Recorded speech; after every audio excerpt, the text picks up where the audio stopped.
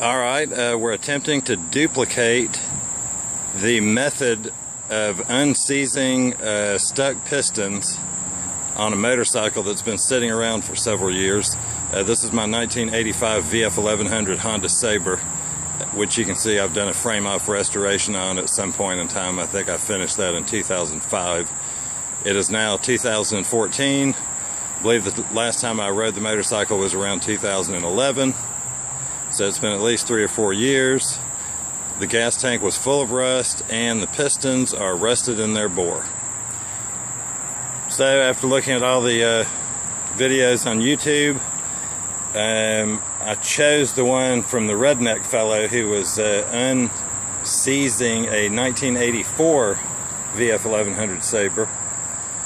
And his method seemed to be the one that I thought was probably the best, because it seemed like it might evacuate a lot of the stuff that might be in the engine, other than just unsticking the pistons, maybe actually cleaning the engine out to some degree. So as you see down here, what we've got is a 5-gallon container that'll fit underneath the motorcycle. And we have that full of a mixture of 5 gallons of diesel fuel and 9 quarts of Marvel's Mystery Oil. In that we have a aquarium pump, which we've got submersed down in the Marvel's Mystery Oil diesel mixture. It is attached to, I believe it's a 5/8 inch outside diameter clear hose that I bought from Lowe's for about 50 cents a foot. So what it's doing is it's pumping the liquid into the crankcase, the same place that you would add the oil. I suspect that it's acting as the oil pump would if the engine were running. So basically it's pumping that through the engine. And then, as the guy says, you've got a manifold up here on top that's behind the valve cover and underneath the coil. You can see right there, as he says, this comes off of it. It's probably some kind of breather vent that comes off the top of the valve cover. And as you can see, it's pumping the fluid in, just like he says, and then the fluid is coming out the other side, same size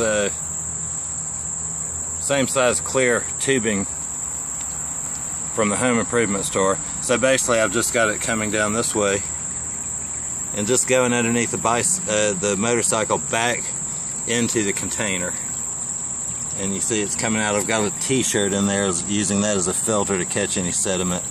So far it all looks pretty clean. It's been going for about 20 minutes, and so far there is nothing in the air box, as he suggested that there might be. So far I feel pretty confident that it will work. It hasn't been sitting around as long as some of the ones on YouTube. I live near an airport.